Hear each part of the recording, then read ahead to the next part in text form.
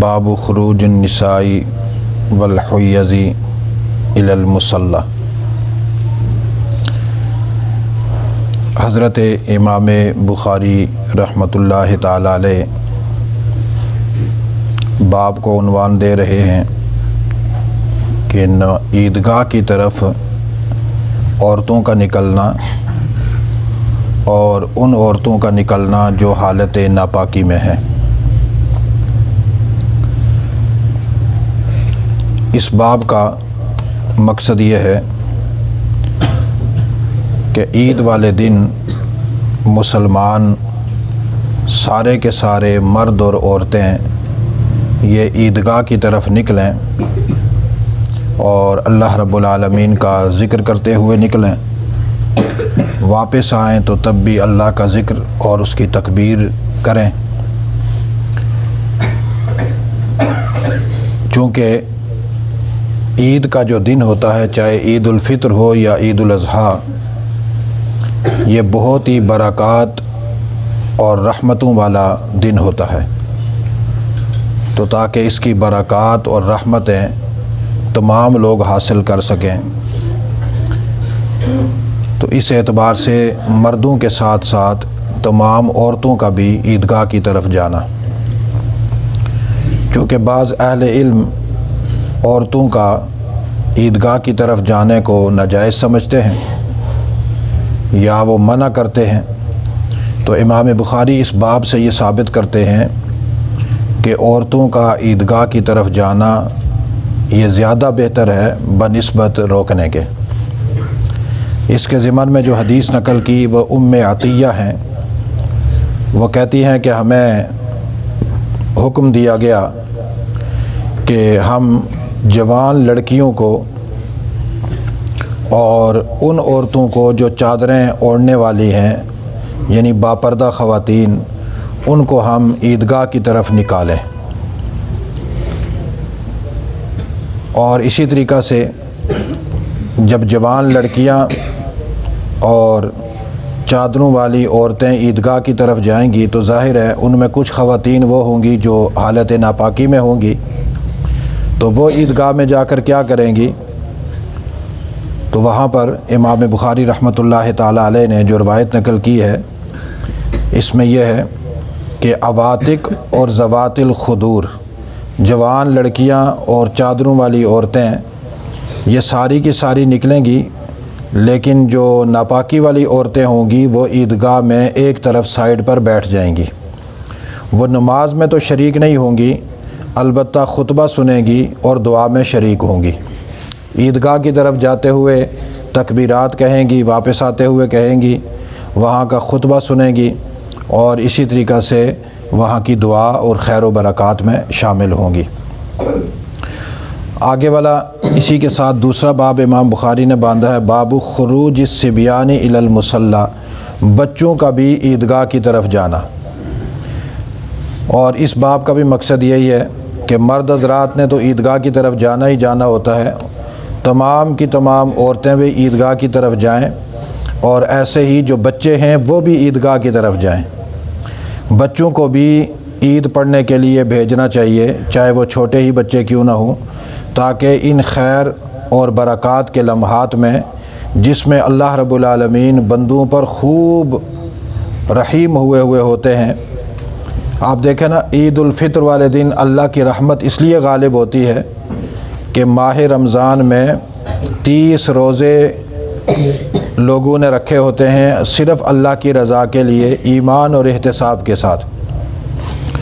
تو اس کے آخر میں اللہ رب العالمین اپنے بندوں پر انتہا درجے کے خوش ہوتے ہیں اور یہ فیصلہ کرتے ہیں کہ یہ جتنے بھی لوگ جنہوں نے رمضان کا حق ادا کیا، ان پر جنت واجب کر دی جائے اور جہنم سے ان کو مکمل طور پر آزاد کر دیا جائے۔ اس وقت اللہ اپنی خوب رحمتیں برساتے ہیں، تو اس رحمت سے تاکہ عورتیں بھی فائدہ اٹھائیں اور بچے بھی فائدہ اٹھائیں، بوڑھے بھی اٹھائیں۔ ہمارے ہاں تو عیدیں جب آتی ہیں تو اس پوری رات میں، اس کو کہتے ہیں چاند رات، اور اس رات میں سارے ہی چاند بنے ہوئے ہوتے ہیں، مرد بھی، عورتیں بھی، لڑکے بھی، لڑکیاں بھی۔ اور جدید اس زمانے میں تو وہ روڈوں پر جو ہے نا چاند رات منائی جا رہی ہوتی ہے، حالانکہ چاند رات تو منائی جاتی ہے مصلی پر اور اللہ کے گھر میں یا عبادت میں، کہ صبح اللہ نے انعام دینا ہے تو آج آخری شب ہے، اس میں ہم خوب اللہ سے آوازاری کریں۔ اور ہمارے لوگوں نے آخری رات رکھی ہوتی ہے شاپنگ کے لیے، آخری رات چلیں گے شاپنگ کریں گے۔ اچھا جی، جو شاپنگ والے نہیں ہیں وہ آج چاند رات ہے، چلو باہر چل کر اور کچھ نہیں تو اس کو منائیں گے، وہ پھر روڈوں پر جتنے بھی بدبخت اور بد نسل نوجوان ہوتے ہیں یہ موٹر سائیکل لے کر روڈوں پہ نکل جاتے ہیں، ویلنگ کرتے ہیں، بھاگ رہے ہوتے ہیں۔ کچھ بدبخت اور بد نسل، بد فطرت، بد طینت شراب پی رہے ہوتے ہیں، ناچ رہے ہوتے ہیں، لڑکیاں بھی لڑکے بھی، اور ان کے گھر والے اتنے خوش ہوتے ہیں کہ ہمارے آج بچوں اور بچیوں نے چاند رات منائی ہے، چاند رات منانے گئے ہیں۔ وہ چاند رات نہیں ہوتی، وہ حرام رات ہوتی ہے۔ چاند رات جو ہوتی ہے وہ مصلی پہ منائی جاتی ہے، اور صبح اٹھ کر جلدی جلدی تیاری کر کے تو پھر عیدگاہ کی طرف جایا جاتا ہے۔ جیسے پچھلے باب میں گزرا تھا کہ عید کی نماز جلدی پڑھنی چاہیے، اور ہمارے ہاں جو پکے نمازی ہوتے ہیں وہ بھی عید والے دن فجر کی نماز نہیں پڑھتے، اور بعد میں عید میں جب لیٹ آتے ہیں تو آگے عید ہوئی ہوتی ہے، آ کر پھر شکایت کرتے ہیں جی آج کوئی جلدی نہیں پڑھ لی۔ حالانکہ جلدی کہاں سے پڑھی ہے؟ تم نے فجر کی نماز نہیں پڑھی؟ اگر فجر کی نماز پڑھی ہے تو پھر سوئے کیوں ہو؟ تمہیں کس نے کہا عید والے دن سوتے ہیں؟ عید والے دن تو آدمی نماز فجر سے پہلے عید کی تیاری کرتا ہے، جیسے سحری کے ٹائم سحری کے لیے اٹھے ہو، ایسے عید والے دن عید کی تیاری کے لیے اٹھو، ساری تیاری کر کے، اور اس کے بعد نہا دھو کر خوشبو لگا کر کپڑے پہن کر سیدھے مسجد میں آ جاؤ۔ اور اگر مسجد میں نماز کا ٹائم جلدی رکھا ہوا ہے تو عید پڑھ کر گھر جاؤ، اور اگر باہر عیدگاہ کہیں گراؤنڈ میں پڑھی جا رہی ہے عید تو وہاں سے نکل کر عیدگاہ کی طرف نکلو، عید پڑھ کر واپس آؤ، اور اس کے بعد آ کر بے شک سو جاؤ۔ اور یہ 9 بجے آنکھیں ملتے ہوئے آتے ہیں جی وہ جی ہماری تو عید ہی رہ گئی، امام صاحب نے جلدی پڑھا دی۔ تو تم عید پڑھنے والے ہوتے تو تم سوتے ہی نہ، کیونکہ فجر کی نماز ہی نہیں پڑھی الو کے پٹھے نے، اور اگر پڑھی بھی ہے تو اس کے بعد مردار کتے کی طرح سو جاتا ہے جی ابھی چونکہ تھکے ہوئے ہیں، چاند رات منائی ہے اس لیے۔ تو اس لیے یاد رکھیے گا جو لوگ عید مناتے ہیں، اسی طریقے سے عید الاضحیٰ ہے، عید الاضحیٰ میں کیا ہوتا ہے؟ اللہ کا حج ادا کیا جاتا ہے، پہلے عشرے کی جو ہے نا وہ احترام کے ساتھ اذکار کیے جاتے ہیں، پھر 10 ذی الحجہ کو اللہ کے نام پر جانور ذبح کیے جاتے ہیں، قربانی کی جاتی ہے، اس میں بھی اللہ خوش ہوتے ہیں کہ آج ساری ملت اسلامیہ میرے نام کی تکبیر پڑھ کر جانور میرے لیے میرے نام سے ذبح کرے گی، اللہ خوب رحمت میں ہوتے ہیں۔ اس لیے امام بخاری یہاں باب قائم کر کے بتاتے ہیں کہ بچوں کو یہ نہ ہو کہ آپ کہیں جی رات پوری جاگتے رہیں تو چلو ابھی سونے دو، 10 بجے اٹھیں گے پھر تیار ہو کر عید منانی ہے نا تو گراؤنڈ میں منائیں گے، بازاروں میں منائیں گے۔ عید منانے کا مطلب یہ ہے کہ وہ عیدگاہ کی طرف جائیں، عورتیں بھی جائیں، بچے بھی جائیں، واپس آ کر پھر کھانے پینے کے چکر کریں عید پڑھنے کے بعد۔ اس لیے امام بخاری نے یہ باب باندھا خروج الصبیان الی المصلی، عیدگاہ کی طرف بچوں کا نکلنا۔ اس کے ضمن میں حدیث نقل کی عبد الرحمن ابن عابس یہ کہتے ہیں کہ میں نے حضرت عبداللہ بن عباس رضی اللہ تعالی عنہ سے سنا، انہوں نے کہا کہ خرجت مع النبی صلی اللہ علیہ وسلم یوم فطر او اضحیٰ، عید الفطر میں یا عید الاضحیٰ میں رسول اللہ صلی اللہ علیہ وسلم کے ساتھ عیدگاہ کی طرف گیا، فصلی حضور نے نماز پڑھائی، ثم خطبہ پھر آپ نے خطبہ دیا، ثم اتى النساء پھر آپ عورتوں کے پاس آئے، فوعظہن اور عورتوں کو واعظ کیا، وذکرہن اور عورتوں کو خوب نصیحتیں کی، اور وامرہن بالصدقہ اور ان کو صدقہ کرنے کا حکم دیا، پھر عورتوں نے وہاں پر صدقات کیے۔ اسی طرح اگلے والا ساتھ باب امام بخاری نے ایک اور قائم کیا، استقبال الامام الناس فی خطبۃ العید، عید کا خطبہ جب امام دے تو اس وقت لوگوں کی طرف منہ کر کے دے، لوگ سارے کے سارے امام کی طرف ہوں اور امام کا منہ جو ہے نا وہ لوگوں کی طرف ہو۔ اس کی وجہ کیا ہے؟ اس کی وجہ یہ ہے کہ تاکہ امام سارے لوگوں کو دیکھ رہا ہو کون کون آیا ہے، کس طرح بیٹھا ہوا ہے، بات سن رہا ہے یا نہیں سن رہا، سیدھا بیٹھا ہے، ٹیڑھا بیٹھا ہے، ادب کے ساتھ بیٹھا ہے، بے ادب ہو کے بیٹھا ہے، ننگے سر بیٹھا ہے یا ٹوپی پہن کر بیٹھا ہے، لباس شرعی پہن کر آیا ہے، غیر شرعی لباس پہن کر آیا ہے، پورے مجمع پر نظر ہونی چاہیے۔ اور اگر ان میں کوئی آدمی بیہودہ لباس میں آیا، ننگے سر آیا، اس کو فوراً تنبیہ کرے کہ بھائی سر پہ ٹوپی رکھو، لباس صحیح پہن کر آیا کرو، کیونکہ یہ عبادت گاہ ہیں، عبادت کے لیے آئے ہیں، کوئی ڈانس کرنے تو نہیں آئے۔ پھر اسی طریقہ سے مقتدی بھی سارے امام کی طرف منہ کر کے توجہ سے امام کی ایک ایک بات کو سنیں، کیونکہ جو خطیب اور امام تقریر کر رہا ہوتا ہے، خطبہ دے رہا ہوتا ہے، یہ اپنی طرف سے بات نہیں کر رہا ہوتا، یہ رسول اللہ صلی اللہ علیہ وسلم کی بات کر رہا ہوتا ہے، اور یہ امت کی اصلاح کی بات کر رہا ہوتا ہے، یہ امت کا بڑا ہوتا ہے، اپنے بڑے کی بات سننی پڑتی ہے، اور اگر وہ ہماری خامیوں کو، کوتاہیوں کی نشاندہی کرے تو سامعین کا کام ہے سن کر اپنی اصلاح کرنا، یہ نہ ہو کہ پھر گھر میں جا کر کہیں آج تو عید کا دن تھا، آج بھی خطیب صاحب نے معاف نہیں کیا، آج بھی ہمارا آپریشن کیا، تو تم پھوڑا پھنسی لے کر نہ آیا کرو تو آپریشن ہی نہیں ہوگا۔ جب تم ناسور جسم میں لے کر آؤ گے، پھوڑا لے کر آؤ گے، پھنسی لے کر آؤ گے، نشتر تو چلے گا۔ تو اس لیے آدمی اپنی پھنسی کی طرف دیکھے کہ کہاں پہ نکلی ہوئی ہے، پھوڑا کہاں نکلا ہوا ہے، اس پر نشتر چلا ہے تو الحمدللہ آج گندگی صاف ہو گئی، وہ جو جسم میں تھی آج تم صاف شفاف ہو کر آئے ہیں۔ جیسے کسی آدمی کے جسم پر کوئی ناسور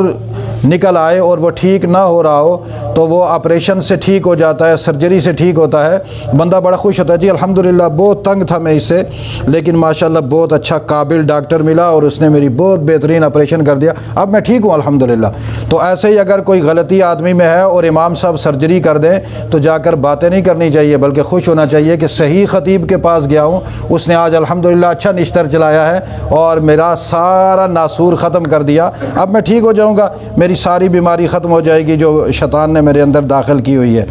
تو اس طریقے سے امام مقتدیوں کی طرف، مقتدی امام کی طرف۔ وقال ابو سعید رضی اللہ تعالی عنہ قام النبی صلی اللہ علیہ وسلم مقابل الناس۔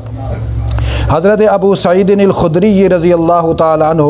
کہتے ہیں کہ نبی اکرم صلی اللہ علیہ وسلم لوگوں کی طرف منہ کر کے کھڑا ہوتے تھے، اور اس کے ضمن میں حدیث نقل کی حضرت براء ابن عازب کی، وہ فرماتے ہیں کہ نبی اکرم صلی اللہ علیہ وسلم عید الاضحیٰ والے دن خرج النبی صلی اللہ علیہ وسلم یوم اضحیٰ الی البقیع، آپ صلی اللہ علیہ وسلم عید الاضحیٰ والے دن جنت البقیع والی سائٹ پر نکلے، فصلی رکعتین، وہاں پر 2 رکعتیں پڑھائی، چونکہ یہ جو بقیع والی جگہ ہے یہ خالی تھی، یہاں پر رسول اللہ صلی اللہ علیہ وسلم نے عید پڑھائی 2 رکعتیں، ثم اقبل علینا بوجہی، پھر آپ صلی اللہ علیہ وسلم نے اپنا چہرہ ہماری طرف موڑا، فقال،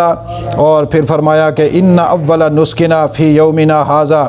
اے لوگو آج کے دن سب سے پہلے ہم قربانی کریں گے، اور ہم نے ابتدا کی نماز سے، پھر اب ہم قربان گاہ کی طرف لوٹیں گے، فمن فعل ذالک، جس آدمی نے اس طرح کیا، فقد وافق سنتنا، اس نے ہمارے طریقے اور ہماری سنت کی موافقت کر لی۔ اب یہاں اس جملے کو ذرا غور سے سمجھیے گا، رسول اللہ صلی اللہ علیہ وسلم نے فرمایا کہ ہم نے پہلے 2 رکعت نماز پڑھی، اس کے بعد خطبہ ہوا، خطبے کے بعد اب ہم قربانی کریں گے، یعنی یہ ہماری ترتیب ہے، یہ ہمارا طریقہ ہے۔ اس سے رسول اللہ صلی اللہ علیہ وسلم سنت کی اہمیت بیان کر رہے ہیں کہ سنت ہے کیا۔ مثال کے طور پر کہ خطبہ بعد میں پڑھا جائے گا، 2 رکعت پہلے ہوں گی، اور اس کے بعد قربانی کی جائے گی۔ قربانی واجب ہے، عید کی نماز پڑھنا بھی واجب ہے، خطبہ بھی اس کا واجب ہے، لیکن اگر کوئی آدمی اس ترتیب میں سے ہٹ کر قربانی پہلے کر لے اور عید کی نماز بعد میں پڑھے، اور یا یہ ہے کہ وہ خطبہ پہلے پڑھنا شروع کر دے اور عید کی نماز بعد میں پڑھے، تو رسول اللہ صلی اللہ علیہ وسلم نے فرمایا کہ اس آدمی کا یہ عمل فضول چلا جائے گا۔ کیوں؟ جو ہمارے طریقے پر کرے گا فقد وافق سنتنا، اس نے ہماری سنت کی موافقت کی۔ اور یہ اصول یاد رکھیے گا، جس دینی عمل میں، انسانی زندگی کے جس عمل میں سنت کے ساتھ موافقت ہے وہ عمل دین ہوتا ہے، اور وہی کامیابی کا عمل ہوتا ہے۔ جس کی سنت کے ساتھ موافقت نہیں، بے شک کتنا ہی اچھا عمل کیوں نہ ہو، اگر وہ سنت سے ہٹ کر ہے، لاکھوں دلائل لوگ اس کے صحیح ہونے پر دیتے رہیں، لیکن سنت کے ساتھ موافقت نہ ہونے کی وجہ سے وہ مردود عمل ہوتا ہے، وہ عمل کسی طرح بھی اللہ کے ہاں مقبول نہیں ہوتا۔ اللہ رب العالمین نے اپنے ہاں عمل کی مقبولیت کے لیے قانون یہ رکھا ہے، میں عمل کروں، آپ عمل کریں، ہمارے بعد آنے والے کریں، قیامت کی آنے سے پہلے والے زمانے میں جو بالکل قیامت کے ساتھ جڑا ہوا ہوگا وہ کریں، یا رسول اللہ صلی اللہ علیہ وسلم کے زمانے کے لوگ کریں۔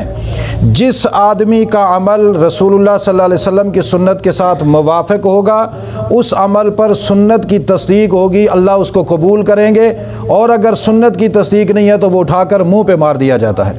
آج ہمارے ہاں لوگ یہ کہتے ہیں جی سنت تو سنت ہی ہے نا، کون فرض تو نہیں ہے نا۔ جب کوئی مسئلہ ہم بتاتے ہیں، کہتے ہیں جی حضرت یہ فرض ہے، یہ سنت ہے، ہم کہتے ہیں جی سنت، اچھا پھر خیر ہے۔ اس کا کیا مطلب ہے؟ اس کا مطلب یہ ہے کہ رسول اللہ صلی اللہ علیہ وسلم کی ذات ایک ایسی ذات ہے کہ آپ کے طریقے کو اٹھا کر پھینک دو گئی۔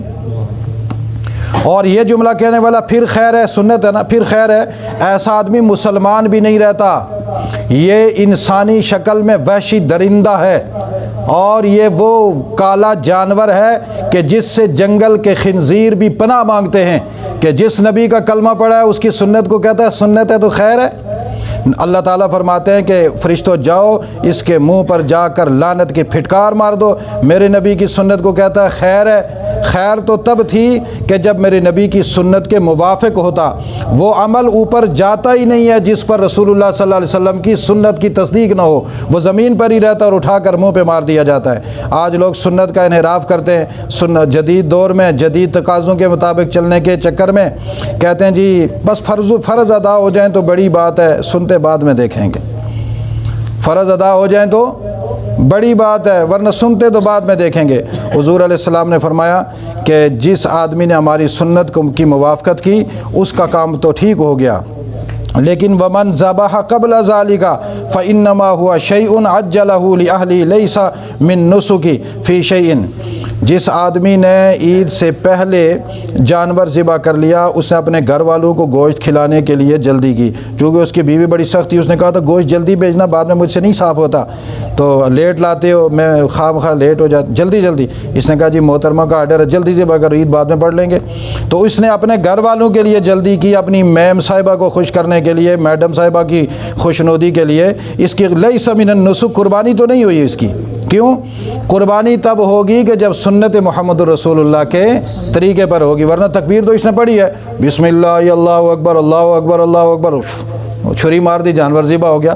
جانور تو حلال ہو گیا، لیکن اللہ کے رسول صلی اللہ علیہ وسلم نے فرمایا کہ اس کی قربانی قبول نہیں ہوئی۔ فقام رجل، ایک آدمی کھڑا ہو گیا، اس نے کہا یا رسول اللہ انی ذبحت و عندی، یا رسول اللہ میں نے تو یہ کام کر لیا، آپ نے ابھی خطبے میں یہ بات فرمائی، مجھ سے تو یہ غلطی ہو گئی، اب میں کیا کروں؟ حضور علیہ السلام نے فرمایا کہ تجھے دوسرا جانور ذبح کرنا پڑے گا۔ اس نے کہا یا رسول اللہ عندی جزاۃ خیر من مسنہ، میرے پاس ایک بکری کا بچہ ہے جو سال والی بکری سے زیادہ مضبوط تگڑا ہے، یا رسول اللہ میں اگر آپ اجازت دیں تو پھر وہی ذبح کروں، اور تو میں لا نہیں سکتا۔ حضور نے فرمایا اس کو ذبح کر لے، لیکن یہ صرف آج خاص طور پر تیرے لیے اجازت ہے، کل یہ قانون نہ بن جائے کہ اور لوگوں کے لیے بھی اجازت ہوگی، لہٰذا تیرے لیے ضروری وقت میں اجازت ہے۔ قانون یہ ہے آئندہ کے لیے کہ بکری کا بچہ موٹا ہو یا پتلا، اس کی عمر سال ہوگی تو ذبح ہوگا، ورنہ اس کی بھی قربانی قبول نہیں ہوگی۔ اب 10 مہینے کا جانور آدمی لے کر آئے اور وہ کہ بڑا موٹا ہو، 2 سال کے جانور کے برابر لگے، وہ کہے نہیں جی دیکھیں ہم ذبح کر لیں گے تو ہو جائے گی، بے شک وہ کہتا رہے ہو جائے گی، لیکن سنت عمل کیا ہے کہ اس کی عمر کتنی ہونی چاہیے؟ 1 سال ہونی چاہیے۔ اللہ کے ہاں قربانی دینے کے لیے جو جانور ہے اس کے لیے بھی سال کی شرط رسول اللہ نے رکھی۔ عقیقہ کے لیے جو جانور ذبح کیا جاتا ہے اس کے لیے بھی کون سی شرط ہے؟ 1 سال سے کم والا عقیقہ۔ تو جب نفلی صدقہ نکالنا ہوتا ہے تو اس کے لیے کہتے ہیں بلی کا بچہ لے آؤ، وہ چھوٹا صدقے والا بکرا، کتنا 1.5 کلو والا بلی کا بچہ۔ نفلی صدقہ بھی ہمیں واجبی صدقہ کو دیکھ کر کرنا چاہیے۔ اگر قربانی کا جانور سال والا ہے، عقیقے والا سال والا ہے، تو پھر جب باپ کی روح نکالنی ہو اس کے لیے بکرا ذبح کیا جاتا ہے۔ خوشی میں تو کوئی کرتا نہیں، ابو کی روح نہیں نکل رہی، چلو جی بکرا ذبح کر دو، جلدی جلدی نکلے۔ دادی امی نے ہفتہ ہو گیا لٹکایا ہوا کام کو، کسی کام کے ہم ہے ہی نہیں، نہ باہر جاتے ہیں اندر آتے ہیں، ان کی روح نہیں نکل رہی، جلدی بکرا لاؤ، تو وہ جا کر لاتے ہیں چھوٹا سا بکرا، اس سے کیا روح نکلے گی؟ وہی بڑا سا بکرا لاؤ تگڑا سا تاکہ جلدی روح نکلے۔ تو مقصد کہنے کا یہ ہے کہ اللہ کی رضا کا جب آدمی کام کرے، اللہ کے لیے کرے، تو پھر قیمتی چیز، محبوب چیز، خوبصورت چیز اور وہ چیز جس کی شریعت میں مثالیں ملتی ہیں وہ کرنی چاہیے۔ اور اگر اتنا بڑا بکرا لینے کی طاقت رہی تو پھر پنگے لینے کی بھی ضرورت نہیں ہے، نہ ذبح کرے بکرا، کوئی ضروری ہے بکرا ذبح کرنا؟ نفلی عبادت ہے۔ اللہ تعالی ہمیں سنت کی موافقت نصیب فرمائے اور سنت کے مطابق ہمیں دینی اعمال بجا لانے کی۔ لقد يسرنا القرآن للذكر فهل من مدكر